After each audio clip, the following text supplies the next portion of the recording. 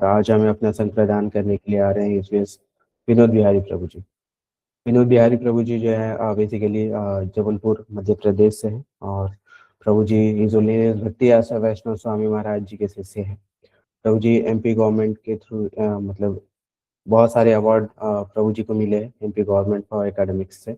प्रभु जी ने IT engineering अपने complete कर चुके हैं और मोर देन 5 इयर्स से प्रभु जी इस्कॉन से कनेक्टेड है। और करेंटली प्रभु जी बहुत ही ऑनलाइन सर्विसेज भी करते हैं, जैसे कि मॉर्निंग में भागवतम क्लास होती है, फिर इवनिंग में भगवत गीता क्लास होती है और काफ़ी सारे डिवोटीज को भी एंगेज करते हैं सर्विसेज के लिए। तो प्रभु जी हम लोग के साथ में जुड़ चुके हैं, तो हम लोग प्रभु जी का वेलकम करेंगे बाई चैंटिंग हरे कृष्णा महामंत्र से। हरे कृष्णा हरे हरे कृष्णा हरे कृष्णा कृष्ण कृष्ण कृष्ण हरे हरे कृष्ण हरे हरे राम हरे हरे राम राम हरे राम राम हरे राम राम राम हरे हरे। हरे कृष्ण हरे प्रभु कृष्ण जी। प्रभु जी बहुत बहुत प्रणाम।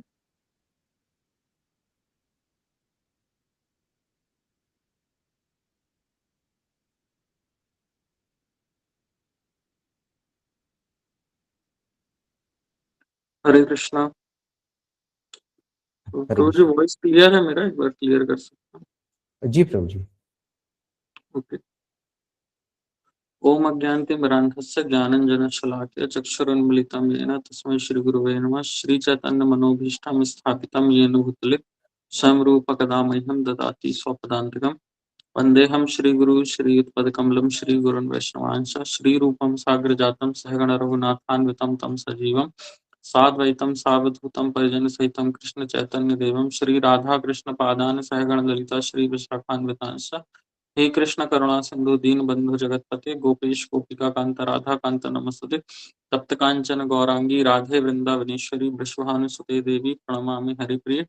वाञ्छाकल्पतरुभ्यश्च कृपा सिन्धुभ्येव च पतितानां पावनेभ्यो वैष्णवेभ्यो नमो नमः।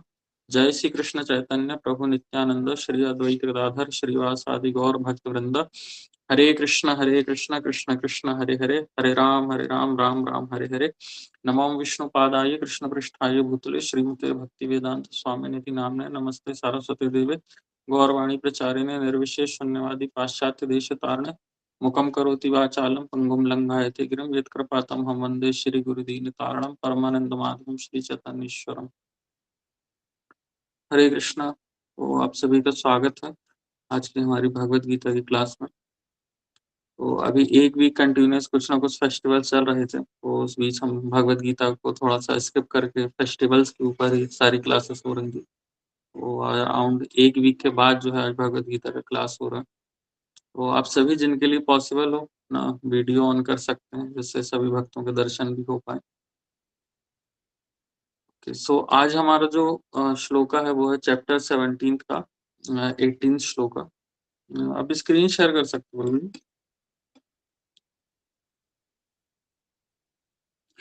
तो इस चैप्टर में बेसिकली जो है हम अलग अलग जो श्रद्धा के विभाग हैं वो देख रहे हैं कि किस प्रकार जो भोजन है, तपस्या है और हमारी श्रद्धा है वो किस तरह से तीनों गुणों में विभक्त रहती है। और हम किस प्रकार से जो हमारी क्वालिफिकेशंस हैं ना या हमारे अंदर जो क्वालिटीज हैं उसके अकॉर्डिंग हम देख सकते हैं कि हम क्या कार्य कर रहे हैं, वो सात्विक है, राजसिक है या तामसिक है। तो जो 18 श्लोका है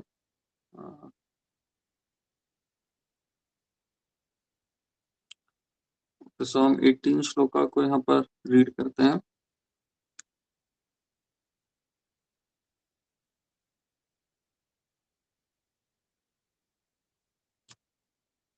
सत्कारमान पूजार्थम तपोदम्भेन च यत् क्रियते तदहि प्रोक्तम राजसं चलम ध्रुवम।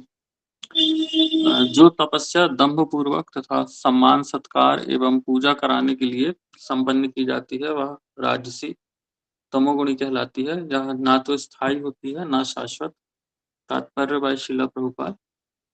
कभी कभी तपस्या इसलिए की जाती है कि लोग आकर्षित हों तथा उनसे सत्कार सम्मान तथा पूजा मिल सके। रजोगुणी लोग अपने अधीनस्थों से पूजा करवाते हैं और उनसे चरण धुलवाकर धन चढ़वाते हैं। तपस्या करने के बहाने ऐसे कृत्रिम आयोजन राजसी माने जाते हैं। इनके फल क्षणिक होते हैं, वे कुछ समय तक रहते हैं और वे कभी स्थायी नहीं होते हैं। तो यहाँ पर जो है राजसी तपस्या होती है द मोड ऑफ पैशन जो तपस्या की जाती है उसके बारे में बताया गया है। तो सबसे पहले तो हमें ये समझना चाहिए कि तपस्या जो है वो आखिर होता क्या है? आप में से कोई बताना चाहें कि तपस्या क्या होती है? हम किस चीज़ को बोल सकते हैं कि हाँ, ये मैं तपस्या कर रहा हूँ? तो आप में से बता सकते हैं कोई भी इस बारे में? यस, ज्योति माता जी। प्रभु जी नॉट श्योर। मेरे हिसाब से तपस्या है to control your that these vices which universal enemies काम क्रोध लोभ मोह अहंकार, इन पे नियंत्रण पाना, self control and tolerance, patience, forgiveness, compassion towards all living, and practicing it, implementing it in your life. And we all of are in tug of war with three modes of nature: goodness, passion, and ignorance. Rising above all that, trying your level best to rise above that, not let the modes control you. Living like a lotus, not even complaining to the Lord for your difficulties. Thanking him in every situation कि शायद इसमें मेरा कोई भला होगा. Calm, composed, मेरे हिसाब से, not sure, because to implement this in real life, that's very difficult, and it is acquired only by the grace of God. And to be calm, equiposed in all scenarios, to consider friend and foe everything equal. Praise, criticism, equipost. यश अपयश मान अपमान संभावना रखना, because that is the real challenge. If we succeed in that, तो वो तपस्या है. Okay, thank you माता जी। प्रभु जी आप स्क्रीन को स्किप कर सकते हैं। तो माता प्रभु जी जी, बहुत am I right? अच्छा बताया। Am I right or is it wrong? Yes माता जी आपने सही बताया है, बट आपने जो बताया वो तपस्या का रिजल्ट बता दिया आपने। हम बहुत ही Okay. सिंपल हम बहुत ही सिंपल डेफिनेशन में जा रहे हैं कि तपस्या क्या है ना? आपने हमको तपस्या के बाद बाय प्रोडक्ट क्या मिलेगा, रिजल्ट क्या मिलेगा ना? आपने मेनली उस पर बताया। तो और कोई बताना चाहे कि तपस्या क्या है?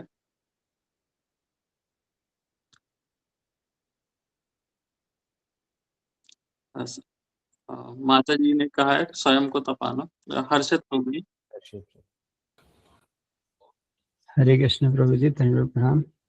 प्रभु जी मेरे ख्याल से तपस्या वो है, मतलब जो भी कार्य मतलब हम कर रहे हैं अपने रोज की लाइफ में, अगर जो हम छोड़ नहीं पाते हैं, पर लेकिन हम उसको ये सोच कर छोड़ते हैं कि मैं भगवान के लिए छोड़ रहा हूँ, तो मेरे लिए वही तपस्या होगी, क्योंकि तपस्या हर किसी के लिए अलग हो सकती है। हरे कृष्ण। हरे कृष्णा। आई थिंक प्रभु जी लेफ्ट कर चुके हैं, उनका शायद नेटवर्क इशू होगा, प्रभु जी को ज्वाइन होने देते हैं।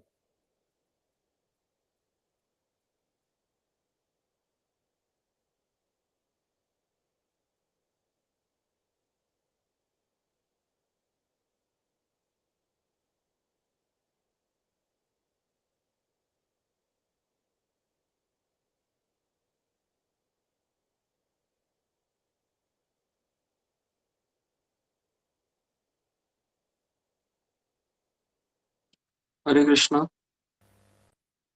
हरे कृष्णा प्रभु जी। सॉरी प्रभु जी, मेरा थोड़ा डिस्कनेक्ट हो गया था। जी कोई दिक्कत नहीं।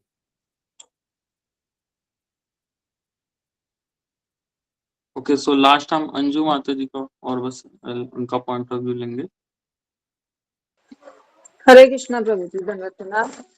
प्रभु जी, जो तपस्या है, मतलब जैसे अपने कंफर्ट जोन से बाहर आकर हम जो भगवान के लिए जो भी एफर्ट्स करते हैं, वो तपस्या होती है।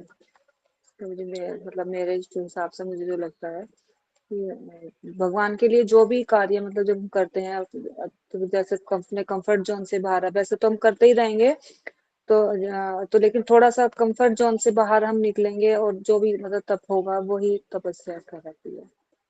हरे जी कृष्ण। माता जी, तो यह भी करेक्ट आंसर है बिल्कुल ही। तो बहुत ही सिंपल वे में हम समझें कि तपस्या क्या है, तो हम जो भी अपना धर्म पालन कर रहे हैं ना, उन्हें पूरा करने में मान लीजिए कोई भी प्रॉब्लम्स आ रही हैं, तो उनको हम टॉलरेट कर रहे हैं, यही तपस्या है ना। और सिंपल हम समझें कि ऐसी चीज जो कि हमको अच्छी नहीं लग रही है, बट वो हमारे लिए बहुत ही अच्छी है, वो आगे जाकर हमें बहुत ही अच्छे रिजल्ट देने का। तो ऐसी जो भी चीजें हैं वो तपस्या है। अब जैसे सुबह उठना है वो हमें अच्छा नहीं लगता, लेकिन हमें पता है कि ये चीज मंगल आरती में आएंगे तो ये हमारे लिए बहुत ही बेनिफिशियल है, तो इसीलिए हम भले ही फोर्सफुली उठ रहे हैं लेकिन उठ रहे हैं। ना? तो यह भी एक तरह की तपस्या है। अब पहले के युगों में हम देखते थे लोग अलग-अलग तरह की तपस्याएँ करते थे। हज़ारों साल वो जंगलों पर जाकर साधना करते थे और ऐसे डिफरेंट-डिफरेंट तरह की जो है वो तपस्या करते थे, साधना करते थे। तो जो भी प्रिस्क्राइब्ड ड्यूटीज़ हैं, उनको वो पूरा करना चाह रहे हैं, जो धर्म है वो उन्हें पूरा करना चाह रहे हैं। तो हमारा धर्म क्या है? जीवेर स्वरूपेर होइ कृष्णेर नित्य दास, है ना? तो हम कौन हैं? हम भगवान के दास हैं। हमारा धर्म क्या है? भगवान की सेवा करना।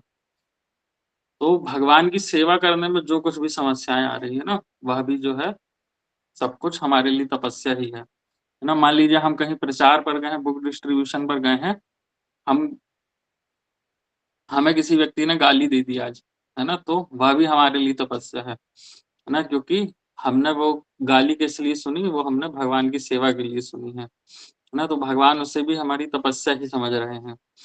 तो इस प्रकार हम देखें कि जो हमारा धर्म है, उसे हमें कभी नहीं छोड़ना चाहिए।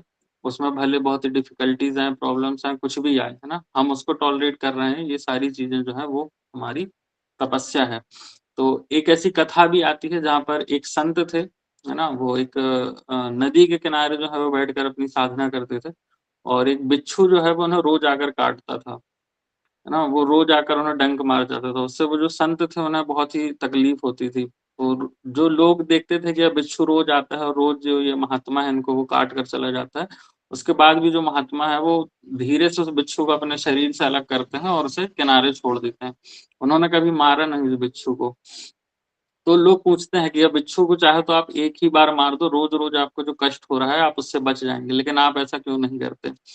तो उस पर वो जो संत थे वो क्या उसको रिप्लाई देते हैं, कहते हैं कि यह एक बिच्छू है ना? ये एक जानवर है, इसे कुछ भी बुद्धि नहीं है, उसके बाद भी जो इसका धर्म है वो उसे नहीं छोड़ रहा है ना? बिच्छू से हम क्या एक्सपेक्ट कर सकते हैं? उसका धर्म यही है कि वो किसी न किसी को अपना जो डंस है वो मारेगा। तो वो अपने धर्म कार्य को ही पूरा कर रहा है ना? लेकिन एक संत का जो स्वभाव है वो उसके पास बुद्धि भी है, ज्ञान भी है, सब कुछ है। तो कहता है मैं एक संत होते हुए कैसे अपने आचरण को छोड़ सकता हूँ? तो इतने सब कष्ट पाने के बाद भी वो जो है अपने व्यवहार को रखे हुए हैं और सारी चीज़ों को सहन कर रहे हैं। इसलिए हम भी देखें कि हम जो कुछ भी कार्य करें, ऐसा नहीं है कि हमें किसी ने गाली दिया, हमने भी उसे पलटकर गाली दे दी। ना तो या लोग बोलते हैं ना कि हाँ, किसी ने हमको 1 थप्पड़ मारा तो हम उसको 2 थप्पड़ मार देंगे, है ना? तो ये तो हमारी कोई भी तपस्या नहीं हुई, है ना? ये देखा कि हम जो है अपने क्रोध को कंट्रोल ही नहीं कर पा रहे हैं और किसी चीज़ को हम देखें कि हम हमें गुस्सा क्यों आ जाता है ऐसी चीज़ों को सुनकर क्योंकि हम उन्हें अपने हृदय में उतार लेते हैं। मान लीजिए कि किसी ने हमें मूर्ख कह दिया, तो यहाँ पर हमें गुस्सा आने वाली कोई बात ही नहीं है। मान लीजिए कि यदि मैं सही में मूर्ख हूँ और किसी ने मुझे मूर्ख बोल भी दिया है, तो मुझे इसमें बुरा क्यों मानना? मैं तो ऑलरेडी मूर्ख ही हूँ ना। और मान लीजिए कि मैं मूर्ख नहीं हूँ अब, है ना? और किसी ने आकर मुझे मूर्ख बोल दिया, तो मैं उसे अपने हृदय में क्यों ले रहा हूँ? है ना? क्यों ले रहा हूँ? क्योंकि मैं उस पर सुन रहा हूँ, मैं उस पर उतना ज़्यादा फ़ोकस्ड रह रहा हूँ। तो सोचिए कि हम बुरी बातों को जब हम इतना ध्यान से सुनते हैं जब हम बुरी बातों को इतना ध्यान से सुनते हैं, तो हमारा जो पूरा टेम्परेचर है, वो कैसे बिगड़ जाता है ना, हम एकदम क्रोध पर आ जाएँगे। हम सोचेंगे नहीं मैं कैसे मूर्ख हूँ, अब तो मैं बताता हूँ तुझे कि मैं क्या कर सकता हूँ। ना हम स तब हम भूल जाएँगे कि हम भक्त हैं या हम कुछ भी हैं। ना तब हमारे एक जो है बिल्कुल अलग ही रूप देखने के लिए मिलेगा। तो इस प्रकार से देखें कि हम यदि भगवान कृष्ण के बारे में सुने, है ना? या भगवान के नामों को सुने, तो उससे कितना अधिक इफ़ेक्ट आ सकता है ना? यदि हम बिल्कुल सीरियसली होकर ये चीज़ समझ लें कि भगवान कृष्ण का जो नाम है वो भगवान स्वयं ही है। ना इतना फ़ेथ आ जाए हम में, ना और भी जो नाम की महिमा है, अपार बिल्कुल ग्लोरीज़ हैं बहुत सारी नाम की, तो इन सभी को यदि हम इतना सीरियसली होकर सुने, हमारे हृदय में ये आ जाए तो कितना अच्छा होगा हमारे लिए, है ना? तो इस प्रकार हम देखें कि अपने धर्म का तो हमको पालन करना ही है और ऐसी जो चीज़ें हैं उनसे हमें कितनी शिक्षाएँ भी मिलती हैं। अब बाकी आज का जो हमारा श्लोक है उसमें राजसिक तपस्या के बारे में बताया गया है। तो राजसिक तपस्या बेसिकली क्या है कि हम जो कुछ भी तपस्या कर रहे हैं, साधना कर रहे हैं या हम भक्त बनने का प्रयास कर रहे हैं, तो उस समय कहीं न कहीं जो है हमारे अंदर मान-सम्मान की इच्छा है। जैसे परपट में प्रभुपाद लिख रहे हैं कि ऐसे लोग जो हैं वो अपना बहुत सम्मान चाहते हैं, वो अपने चरण धुलवाते हैं। तो ऐसे अलग-अलग तरह के जो हैं लोग हमें देखने के लिए मिलते हैं ना, कहीं कोई पंडित जी होंगे, कहीं कोई बाबा होंगे और बहुत सारे तो ऐसे होंगे जो कहेंगे कि मैं ही भगवान का अवतार हूँ। है ना? ऐसे बहुत सारे लोग हैं।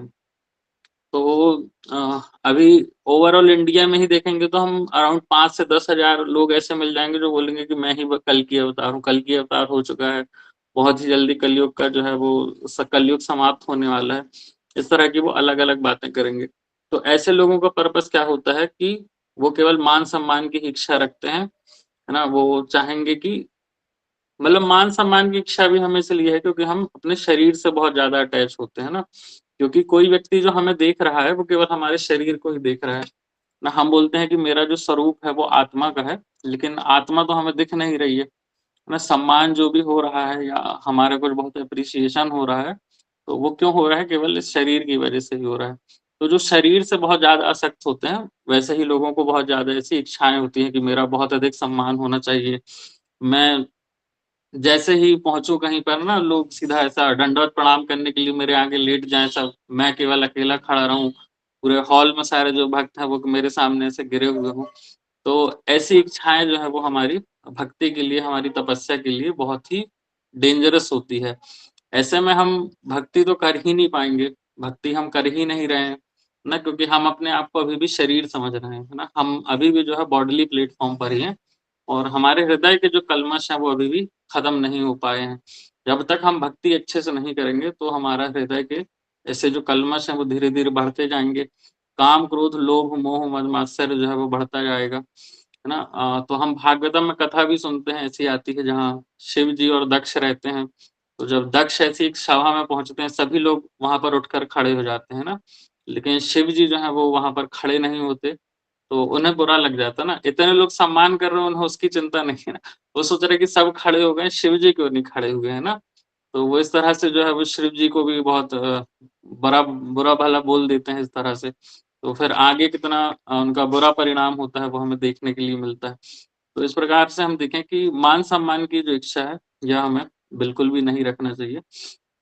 ऐसा कभी होता भी है ना हमारे साथ, जब हम भक्ति में आते हैं, तो काफ़ी जो सीनियर्स हैं वो हमें काफ़ी एप्रिशिएट करते हैं। कुछ हम छोटी-सी सेवा कर देंगे तो वो कभी हमें होगा कि कुछ गिफ्ट्स दे दिया या बहुत वाह-वाही होती है एक तरह से हमारी, कि ये तो बहुत अच्छी सेवा कर रहे हैं, बहुत अच्छे भक्त बन गए हैं, बहुत अच्छी रुचि है इनकी नाम के प्रति, भागवत के प्रति, है ना? तो हमें ये चीज़ अपने आप में पूछना चाहिए, अपने आप में हमको रियलाइज़ करना चाहिए कि क्या मैं भक्त हूँ? है ना? क्या मैं वाक़ई में भक्त हूँ या केवल भक्ति करने का ढोंग कर रहा हूँ? है ना? तो यदि मैं वाक़ई में भक्त हूँ, तो मैं ये सारे सम्मान ग्रहण कर सकता हूँ, है ना? लेकिन यदि मैं केवल भक्ति करने का ढोंग कर रहा हूँ, है ना? कि जब कोई मेरे सामने होता है तब तो मैं बहुत अच्छे से माला करता हूँ, लेकिन जैसे ही यदि मैं कहीं अकेले में आ जाता हूँ, तो एक हाथ में मोबाइल आ जाता है, एक हाथ में माला आ जाती है ना? तो ये तो क्या हुआ, ये भक्ति तो हुई नहीं हमारी, ये केवल जो है हम भक्ति का ढोंग ही कर रहे हैं, है ना? या जब होगा कि हम मंदिर जाते हैं तो फिर जब तक हम मंदिर में हैं तब तक हम बिल्कुल प्योर भक्त हैं, है ना? हम यहाँ पे केवल प्रसाद ही पाएँगे। लेकिन जैसे ही हम मंदिर से बाहर निकले तो हम ढूँढने लगते हैं कि नहीं, आज तो चल रहा हूँ, आज मोमोज़ बहुत अच्छे मिल रहे हैं यहाँ रोड के किनारे में, यहाँ पर कुछ ऐसा खा लेता हूँ। ना, इस तरह की इच्छाएँ जो हैं वो कहीं न कहीं आ जाती हैं। तो ये आप सभी को जो है, यानी हम सभी को जो है ये रियलाइज़ करना है कि क्या मैं वाक़ई भक्त बन चुका हूँ या केवल मैं भक्ति करने का ढोंग कर रहा हूँ। तो जब तक मैं ऐसा शुद्ध भक्त ना बन जाऊँ, है ना? जो एक स्टैंडर्ड हमारे सामने है वह शिला प्रभुपाद और जो हमारी पूरी गुरु परंपरा है, षड गोस्वामीज़ हैं, ना अभी भी जो हमारे करंट गुरुज़ हैं उन सभी में हम देखते हैं ना कि कितना एक हाई स्टैंडर्ड उन्होंने सेट किया है। तो हम उस स्टैंडर्ड पर आ पा रहे हैं, नहीं आ पा रहे हैं। तो यदि हम उसको कभी मैच कर पा रहे हैं, तो हमें समझना चाहिए कि मैं भक्ति के मार्ग पर थोड़ा-सा आगे बढ़ा हूँ, है ना? ऐसा नहीं है कि मैं अभी भी भक्त बन गया हूँ। और हम देखें कि जो कुछ भी हमें मान-सम्मान मिलता है ना? तो वो किसकी वजह से मिल रहा है? केवल हमें श्रील प्रभुपाद की वजह से मिल रहा है। तो एक बार हिज़ होलीनेस हलदादर स्वामी महाराज जी ये बात बोल रहे थे कि हम अपने आप में बहुत घमंड करते हैं कि इतना जो प्रचार हो रहा है वो केवल मेरी वजह से तो हो रहा है, इतनी सारी बुक्स डिस्ट्रीब्यूट हो रही हैं, वो सब मेरी वजह से हो रही हैं। इतना डोनेशन आ रहा है, इतने सारे मंदिर बन रहे हैं, तो वो क्या मेरी वजह से बन रहा है? तो वो कह रहे हैं हमारी वजह से नहीं बन रहा है, वो केवल श्रील प्रभुपाद की वजह से बन रहा है। कहता है इस चीज़ को आप यदि चेक करना चाहते हैं, तो कहता है आप अपने गले से कंठी निकाल लीजिए और अपने मस्तक से ये जो तिलक है आप इसको हटा लीजिए। उसके बाद यदि आप बाहर जाएँगे तो कोई आपसे एक बुक ले ले, है ना? कोई आपको डोनेशन में कुछ पैसे दे दे, है ना, तब आप समझिएगा कि हाँ, इतनी ही जो है मेरी औकात बची हुई है ना। तो थोड़े महाराज के ऐसे ही हार्श वर्ड थे, तो मैं उसको रिपीट कर रहा हूँ कुछ ना, मेरी साइड से ऐसा कुछ भी नहीं है। तो हम देखें कि जो कुछ भी मिल रहा है वो हमें केवल प्रभुपाद की कृपा से ही मिल रहा है ना। उनका स्ट्रगल था इतना, उसकी वजह से आज हम जो कुछ भी, चाहे हम प्रचार कर पा रहे हो, कुछ भी सेवा कर पा रहे हो, उसके थ्रू ही हमें एप्रिसिएशन मिल रहा है। तो इसके लिए हमें ग्रेटफुल होना चाहिए प्रभुपाद के कि उन्होंने इतना अच्छा प्लेटफ़ॉर्म दिया है, जिसकी वजह से हम कुछ भक्ति कर पा रहे हैं, कुछ सेवा कर पा रहे हैं। तो इसमें हमें कभी भी मान-सम्मान जो है ऐसी इच्छाएँ नहीं रखना चाहिए। और हम देखेंगे कि बाहरी दुनिया जो है ना, ओवरऑल पूरे वर्ल्ड में हम किसी को भी देखेंगे तो वो केवल हमें बाहर से देखकर जज करते हैं ना। कोई भी देखेगा तो वो कहेगा कि हाँ, इन्होंने आज बहुत अच्छे कपड़े पहने हैं, इनका जो हेयर स्टाइल है वो बहुत अच्छा है, इनका फेस बहुत अच्छा दिखता है, बहुत सुंदर है ये। सारी दुनिया जो है वो हमें केवल इसी चीज़ से जज करती है ना? बट क्या भगवान कृष्ण जो है वो हमें इस रूप में देख रहे हैं? भगवान कृष्ण तो हमारे अंदर क्या क्वालिटीज़ हैं भगवान उस हरे कृष्णा। तो भगवान कृष्ण जो है वो हमारे अंदर की जो क्वालिटीज़ हैं भगवान उसको देखकर हमें जज कर रहे हैं। वो क देख रहे हैं कि क्या अभी भी हमारे अंदर काम क्रोध है या हम विनम्र बन चुके हैं। जैसे कि महाप्रभु ने कहा तृणादपि सुनीजेन तरोरपि सहिष्णुना। तो ये क्वालिटीज़ हैं क्या हमारे अंदर? अमानि न मानि देना कीर्तनीय सदा हरि। तो क्या अभी भी हम मान-सम्मान में हैं या हम अमानी न मानी देना हो चुके हैं? तो जब ऐसी क्वालिटीज़ आ जाएँगी तब भगवान श्री कृष्ण जो हैं तब वो हमसे बहुत अधिक प्रसन्न होंगे। तो हम बाहरी जो है दिखावा हम चाहे कितना भी कर लें तो इससे हम केवल यहाँ दुनिया के लोगों को ही अट्रैक्ट कर सकते हैं, है ना? बट हम यदि कृष्णा को अट्रैक्ट करना चाहते हैं तो हमें अपने अंदर की जो क्वालिटीज़ हैं उनको चेंज करना चाहिए। तो जैसे कि हमारी रियल आइडेंटिटी भी क्या है कि हम भगवान के दास हैं, या हम ये भी कह सकते हैं कि जो कि चैतन्य चरितामृत में बताया गया कि सर्वेंट ऑफ लॉर्ड सर्वेंट ना, कि हम भगवान के जो दास हैं हम उनका भी दास बनना चाहते हैं। तो हमारी मेंटालिटी कभी-कभी ऐसी हो जाती है कि हम ये सारी चीज़ों को मान तो रहे हैं कि मैं शरीर नहीं, मैं आत्मा हूँ, मैं दास भी हूँ। लेकिन उसके बाद भी कहीं न कहीं हमारे अंदर एक ये भाव रहता है कि नहीं, मैं तो कंट्रोलर बनना चाहता हूँ।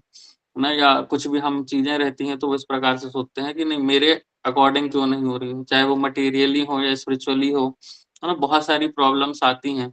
हम देखें कि प्रहलाद महाराज हैं, उनके जीवन में कितनी सारी समस्याएँ आई, है ना? लेकिन उसके बाद भी उन्होंने कभी भी भगवान का नाम जप है या जो अपनी साधना है, तपस्या है, वो सब उन्होंने कभी भी नहीं छोड़ा। और वो हमेशा इस बात पर ही अडिग रहे कि जो भगवान है वो मेरे स्वामी हैं, वो मुझे जैसा भी रखना चाहें मैं वैसा ही रहूँगा, है ना? वो चाहें तो एक दास के साथ कैसा भी बर्ताव कर सकते हैं। है ना? तो वही भाव हमें रखना चाहिए। हमें भी यहाँ पर कंट्रोलर बनने का ट्राई नहीं करना चाहिए, है ना? बस हम ये सोचें कि मैं जो भगवान के कुछ भक्त हैं, मैं उनका एक छोटा-सा दास बन पाऊँ, यही जो है मेरे लिए परफेक्शन ऑफ द लाइफ होगा।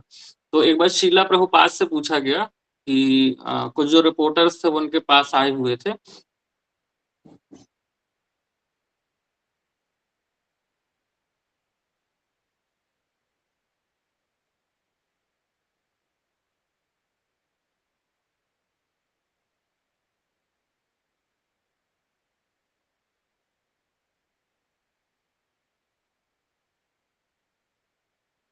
हरे कृष्णा। हरे कृष्ण सर। तो एक बार शीला प्रभुपाद के पास कुछ रिपोर्टर्स आए हुए थे। उन्होंने ये पूछा कि क्या आप जगत गुरु हैं? क्योंकि आप पूरे वर्ल्ड में प्रीच कर रहे हैं। है ना? तो कोई भी ऐसा होगा कहेगा हाँ, मैं पूरे वर्ल्ड को प्रीच कर रहा हूँ, मेरी वजह से इतने सारे लोग भक्त बने हैं, भगवान कृष्ण के नाम का इतना प्रचार हुआ है मेरी वजह से, तो हम कह देंगे हाँ, मैं तो जगत गुरु हूँ। लेकिन प्रभुपाद ने वहाँ क्या कहा, प्रभुपाद की आँखों में आँसू आ गए, है ना? और उन्होंने थोड़ा पॉज़ लेकर इस बात को बोला कि मैं जगत गुरु नहीं हूँ, है ना? मैं इस पूरे जगत का दास हूँ, है ना? और इस पूरे जगत को जो है इस पूरे जगत को जो है भगवान कृष्ण के ओर ले जाना यही मेरा कर्तव्य है। तो इतना अधिक प्रचार करने के बाद भी उनका भाव क्या था कि मैं जो हूँ केवल दास हूँ, और जो मेरा दास के रूप में धर्म है मैं केवल उसको ही फॉलो कर रहा हूँ। तो ऐसा जो है एक वैष्णव जो होते हैं, जो डिवोटीज़ होते हैं, उनका बिहेवियर होता है। एक बार की और ऐसा पास्ट टाइम आता है। एक बार जो हिज ग्रेस भूरीजन प्रभु जी हैं, प्रभु श्रील प्रभुपाद के डिसाइपल, वो एक बार कथा कर रहे थे, और एक जो चिड़िया होती है ना वो उनके पास से निकली, और जैसे हम देखते हैं कि चिड़िया जो है उड़ते उड़ते वो अपना स्टूल पास कर देती है। तो प्रभु जी ऐसे बैठकर कथा कर रहे थे व्यास आसन पर, और चिड़िया आई और उन्होंने उनके ऊपर ऐसा स्टूल पास कर दिया। और प्रभु जी जो थे वो सोचे कि इतने सीनियर हैं, इतना मतलब अच्छी कथा करते हैं, है ना, हर चीज में वो एडवांस हैं। उसके बाद उन्होंने जो है वहां बिल्कुल भी क्रोध नहीं दिखाया, ना ही चिड़िया के प्रति ना किसी और के प्रति, है ना। वो बिल्कुल वहां पर कामनेस उनके पूरी बॉडी जो लैंग्वेज थी उसमें दिख रही थी, और उन्होंने केवल यही बात बोली वहां पर कि मैं इस चीज को डिजर्व करता हूँ, शायद मेरे कुछ ऐसे कर्म आ रहे होंगे। तो सोचिए इतना हाई स्टैंडर्ड उन्होंने मतलब इतने हायर प्लेटफॉर्म पर होने के बाद इतना हाई स्टैंडर्ड उन्होंने दिखाया, जो हम कहते हैं कि सिंपल लिविंग हाई थिंकिंग, है ना, कि उन्होंने वहां पर भी कहा कि आई मस्ट डिजर्व दिस। तो इस प्रकार से हमें कि मान सम्मान की इच्छा नहीं रखना, और कभी कुछ हमारे साथ ऐसा गलत भी हो जा रहा है तो हमें उसे एक्सेप्ट करना चाहिए, और सभी चीजों को हमें टॉलरेट करना सीखना चाहिए। तो हमें जो भी सम्मान कभी मिलता भी है तो हम देखें कि यह मेरा सम्मान नहीं है, या जो प्रभुपाद है, मेरे गुरु हैं, गुरु परंपरा है ना, उनका सम्मान हो रहा है। मैं just on the behalf of them मैं केवल रिसीव कर पा रहा हूँ, ये है ना इसे। तो जैसा कि हम मंगल आरती में भी हम ये गाते हैं ना, यस्य प्रसादात भगवत प्रसादम यस्य प्रसादात नागति कुतोपि, कि जो यदि हम गुरु का प्रसाद प्राप्त करते हैं तो उससे हमें भगवान कृष्ण की प्राप्ति होती है ना। लेकिन यस्य प्रसादात नागति कुतोपि, की यदि स्पिरिचुअल मास्टर जो है हमारे, हमें उनकी कृपा प्राप्त नहीं है तो हम उसमें कोई भी एडवांसमेंट नहीं कर सकते अपनी लाइफ में ना। तो गुरु के प्रति जो है हमारा ऐसा भाव जरूर होना चाहिए। ऐसा ही पास्ट टाइम एक बार और आता है कि एक बार सभी जो टेम्पल्स में होते थे तो सभी जो डिसाइपल्स है श्रील प्रभुपाद के, वो गुरु वंदना जब गुरु पूजा करते थे वो प्रभुपाद के लिए गुरु वंदना गाते थे, है ना। लेकिन साथ ही साथ जो प्रभुपाद है वह भी गुरु वंदना गाते थे। तो एक बार एक नए व्यक्ति वहां पर आए हुए थे, उन्होंने पूछा कि आप सभी गुरु वंदना किसके लिए गा रहे हो, आप गुरु पूजा किसकी कर रहे हो। तो उन्होंने प्रभुपाद की ओर इशारा करके बोला कि यही हमारे गुरु हैं, हम जो कुछ भी गुरु वंदना कर रहे हैं, हम जो कुछ भी पूजा कर रहे हैं वो हम इनकी ही कर रहे हैं। तो उन्होंने कहा अच्छा ये तो बहुत अच्छी बात है। लेकिन जब उन्होंने देखा कि प्रभुपाद जो है वह भी गुरु वंदना कर रहे हैं, है ना, तो उन्होंने पूछा कि आप तो इनके गुरु हो, ये गुरु वंदना कर रहे हैं, और ये प्रभुपाद किसकी गुरु वंदना कर रहे हैं, है ना। तो वहां पर फिर उन्होंने बताया कि प्रभुपाद जो है वो उनके जो गुरु है ना श्रील भक्ति सिद्धांत सरस्वती ठाकुर, वो कहता उनके लिए गुरु वंदना गा रहे हैं। तो ऐसा नहीं है कि हम बहुत एडवांस हो गए, हम बहुत हाई स्टेज पर पहुंच गए हैं तो अब केवल जो है मुझे लगेगा कि सब कुछ मैंने अचीव कर लिया है, मैं सेल्फ इंडिपेंडेंट बन गया हूँ, है ना। तो ऐसा नहीं सोचना चाहिए। यहाँ प्रभुपाद के एग्जाम्पल से भी हम देखते हैं कि वो अपने गुरु महाराज से कितना कनेक्ट है। तो इस प्रकार हमें जो भी मान सम्मान मिल रहा है वो सब कुछ कैसा है, हमें अपने गुरु को ही ऑफर करना चाहिए। और कुछ भी जो है हम देखें कि उनकी कृपा से ही हमें प्राप्त होता है। और जब हम ऐसे स्टैंडर्ड हम अपने लाइफ में सेट कर लेते हैं ना, तो यहाँ पर हमें जरूरत नहीं पड़ती कि हम जैसे जो हम मटेरियल वर्ल्ड में देखते हैं ना, लोग किस प्रकार अपने चरण धोते धुलवाते हैं या अलग अलग तरह से बोलते हैं कि मेरा मान सम्मान किया जाए। तो यहाँ पर हमें जो है ऐसे कभी भी प्रयास करने की जरूरत नहीं पड़ती। ऐसे प्रयास किए भी जाते हैं तो उनके रिजल्ट कैसे होते हैं, टेम्पररी ही होते हैं, जो कि इस श्लोका में बताया भी गया कि यह इसके परिणाम जो है वो कभी भी स्थायी नहीं होते हैं। और हाँ, तो मैं ये बोल रहा था कि हाँ, कि हम जो ऐसे जब भक्त बन जाते हैं तब हमें जरूरत नहीं पड़ती कि हमें ऐसे अपने चरण धुलवाने पड़े या और कुछ ऐसे कार्य करने पड़े। भगवान स्वयं ऐसे भक्तों को बहुत ही आदर सम्मान करते हैं, है ना। हम भागवता में बहुत सारी कथाएं देखते हैं ना कि जब जैसे नारद जी आते हैं तो भगवान नारद जी के चरण धोते हैं, उनका कितना मान सम्मान करते हैं। और सुदामा जो है उनका कथा तो हम सभी को पता ही होगा ना, कि जब सुदामा भगवान श्री कृष्ण से मिलने के लिए जाते हैं तो भगवान श्री कृष्ण किस प्रकार उनका आदर सम्मान करते हैं। जबकि सुदामा कैसे थे, बिल्कुल ही एक जैसे कोई भिखारी होता है ना, एक भिखारी के जैसा उनका स्वभाव था।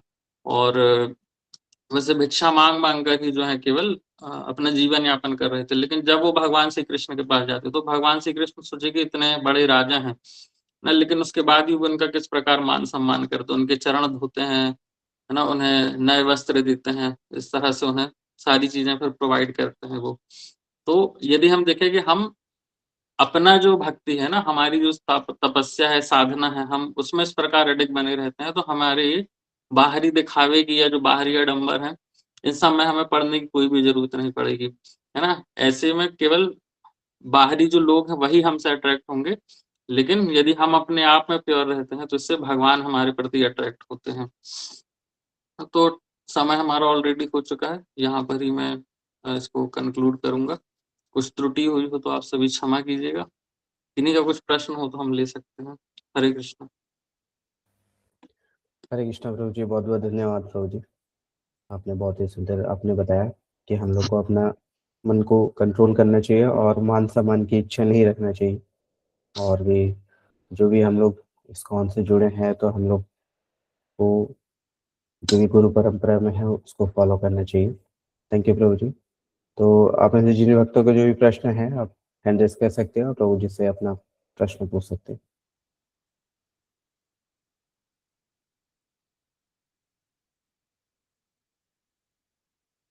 हरे कृष्णा। अंजू माता जी, आप अपना प्रश्न पूछ सकते हैं। हरे कृष्णा प्रभु जी, दंडवत प्रणाम। प्रभु जी, मतलब ये चीज हम बोलते तो है कि मतलब हमें अपने मान सम्मान की जो है इच्छा नहीं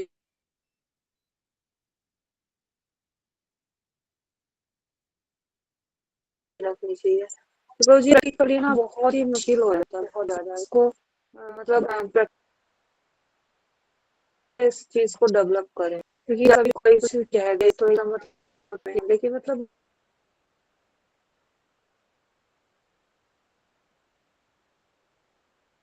वो चीज इतनी डेवलप हो नहीं पा रही है। उस चीज को कैसे डेवलप करें, क्या प्रयास करोगे इसमें? माता जी आपका वॉइस ब्रेक हो रहा था तो पूरा तो सुन नहीं पाया, लेकिन जितना मुझे समझ में आया तो वो ये शायद यह था कि हम मान सम्मान की इच्छा ना रहे ऐसा हम प्रयास करते हैं, लेकिन हम प्रैक्टिकली कैसे अप्लाई करें, यही क्वेश्चन था आपका। जी जी जी जी जी प्रभु, थैंक यू प्रभु। जी माता जी।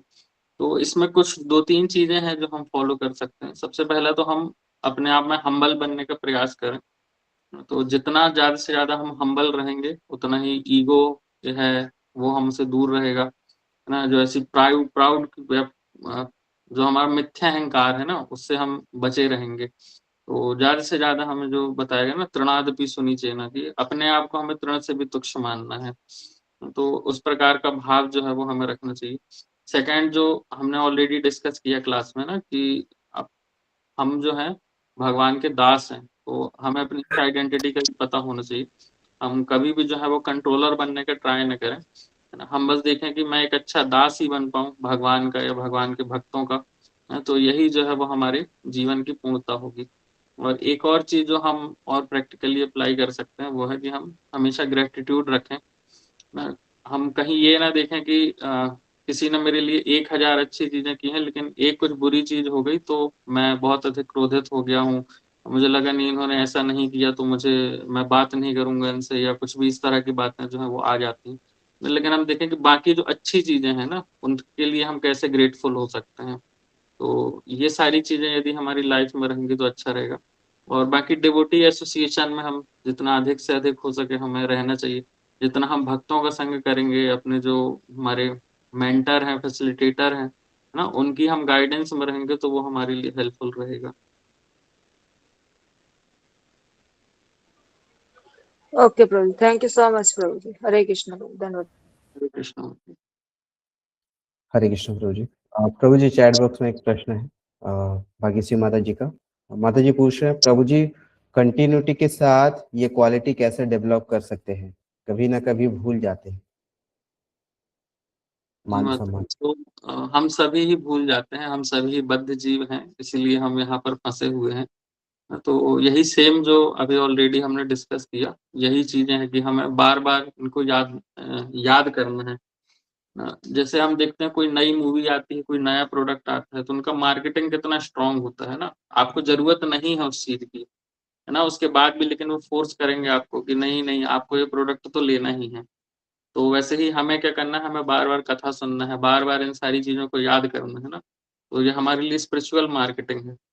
तो जितना अधिक से अधिक हम इस मार्केटिंग पे फोकस्ड रहेंगे, हमको यहाँ पर सेल्फ मार्केटिंग भी करना है और दूसरों को भी मार्केटिंग करना है ना, कि जो एक तरह से हम कि खुद का भी हमें प्रचार करना है और दूसरे लोगों को भी भक्त बनाना है।